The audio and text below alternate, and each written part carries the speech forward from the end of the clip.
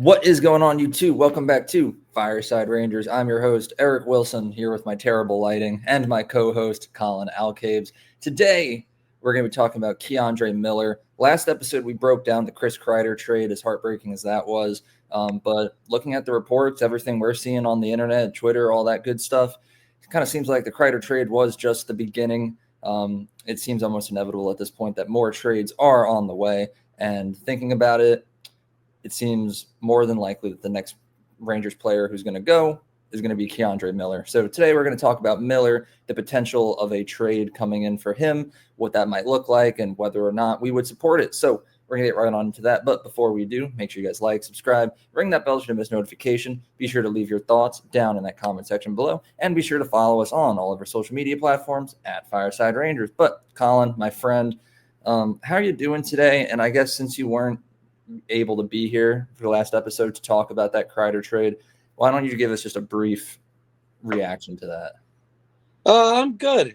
Can't complain. When it comes to Kreider, obviously, he's been on the team since I started watching. Like his first season playing when he jumped in the playoffs was my first time ever really watching. I was 12, and I've watched him ever since. Obviously, he's been a key cog to the Rangers for however many years. As a fan, it hurts my heart. But thinking logically, it makes the most sense, I think, to move on from a 34-year-old on a $6.5 million contract. They take the whole thing, and you get assets back, and it allows you to go big game hunting this offseason. So it depends on what they do with the money, on whether or not I will consider it a win yet. But I definitely think that it makes sense, even though it did sting a little. Seeing him, it's going to sting more seeing him in the jersey itself, but sometimes you just got to remember it's a business, and sometimes these deals have to be done. Yep. That's a valid take. I'm not going to sit here and repeat myself just for the sake of the fans watching. But if anyone's curious about how I feel, be sure to check out last episode, because me and Will did a pretty in-depth breakdown of it all. But today's episode, Keandre Miller, looking on Twitter, all that good stuff, we've seen a handful of players' names be thrown around. I've seen Lafreniere's name has been thrown around on the trade market.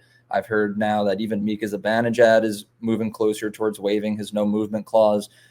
Are those trades possible? Sure. Do I think that they're very likely? Probably not at this point in time, the point of this recording on Monday, June 16th at 4:13 p.m.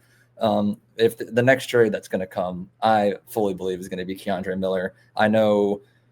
I believe it was either Arthur Staple of The Athletic or Larry Brooks of the New York Post. I forget which reporter it was, but they said they fully believe that Keandre Miller will be traded before July 1st even comes around, which is about 2 weeks from now. So we might see this trade go down sooner rather than later. As far as Keandre Miller goes, he's an upcoming restricted free agent.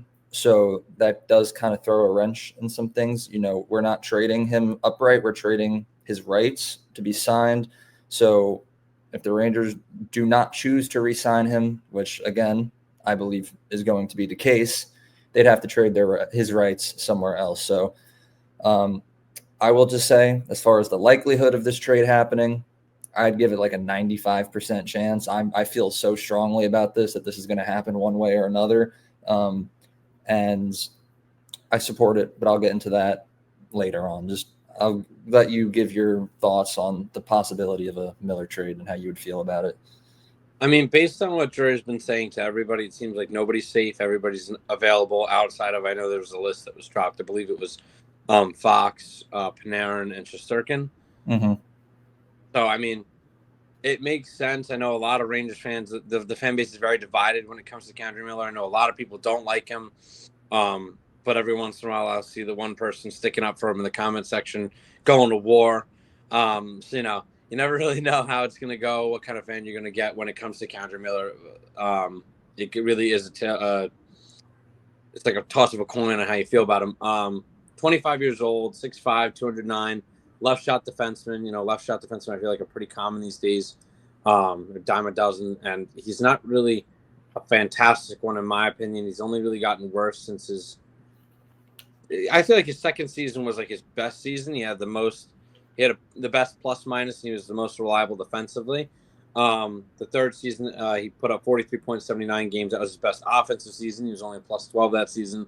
I think since about halfway through the 23-24 season, and then all of the 24-25 season, I feel like he was just miserable. I feel like from halfway through 23-24, he took a step back, and he never was able to get back to that level that he was playing at, where he was using his size and his speed and his strength and his incredible reach to kind of keep guys to the outside. He just started getting beat, keep his head down, not playing the shoulders. I don't know if that's part of playing with Trouba and then, having to kind of carry him a little bit because he struggled with the Rangers that we know. And then he was shipped out, and then Miller was playing with new people pretty regularly. He was with Borgen for a majority of the time, I believe. And they seemed to play all right together. He finished last season with a plus-minus of 0. So, I guess it's good because the team was pretty bad last year. So to not be negative is good, I guess. But I don't know. I could definitely see a team looking to trade for him. He's a project. He's only 25 years old, so he's got a lot of time left. Formerly a forward, so a team can look to put him back there if they're really interested in it. But I think that he's played defense his whole time in the NHL at this point, so I think that would be a silly thing to do. But yeah, I don't really know how I feel about it. I'll let you go first while I kind of gather my thoughts and I dropped all the stats. But Yeah, well, I'll immediately hop in here and say that I support the trade to go down. And, you kind of touched upon it briefly there, but it's just his inconsistency that really bothers me. I've said this many times on the channel. Hopefully this is the last time I ever have to say it on the channel. There are some games where I watch Keandre Miller play and I'm like, standing ovation, round of applause, great job, Keandre Miller. And then there are other games where he just looks like he has no idea what he's doing, and it looks like it's his first ever hockey game. He's playing on like a middle school team against the Florida Panthers. Like, it's just abysmal and it almost embarrassing to watch as a Rangers fan. And there's absolutely no in between. He's either going to have a phenomenal game or one of the worst games that I've ever watched. And, if he could stay consistent and have those good games, I would love to advocate to keep him around. But unfortunately, it's about 50-50 with these good games and these bad games. And like I said, there's absolutely zero middle ground there. If the Rangers truly want to be contenders, they cannot have a top 4 defenseman playing like that.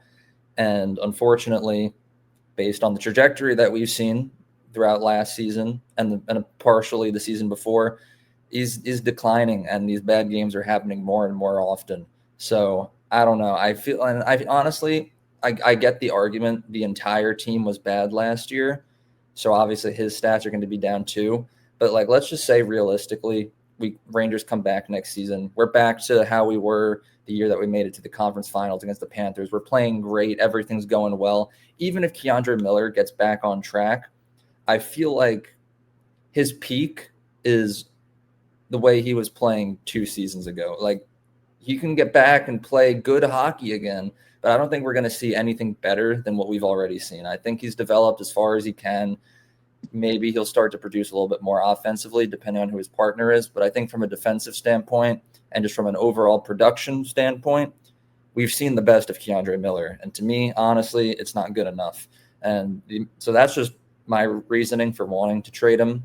Just from his standpoint alone, another big reason is the outside factors that we keep hearing. Chances are Rangers are going all in on Gavrikov and a couple of other defensemen. I've heard Provorov thrown around. And if we're going to sign these new defensemen, 1, we need money for it. 2, we need room on the roster for it.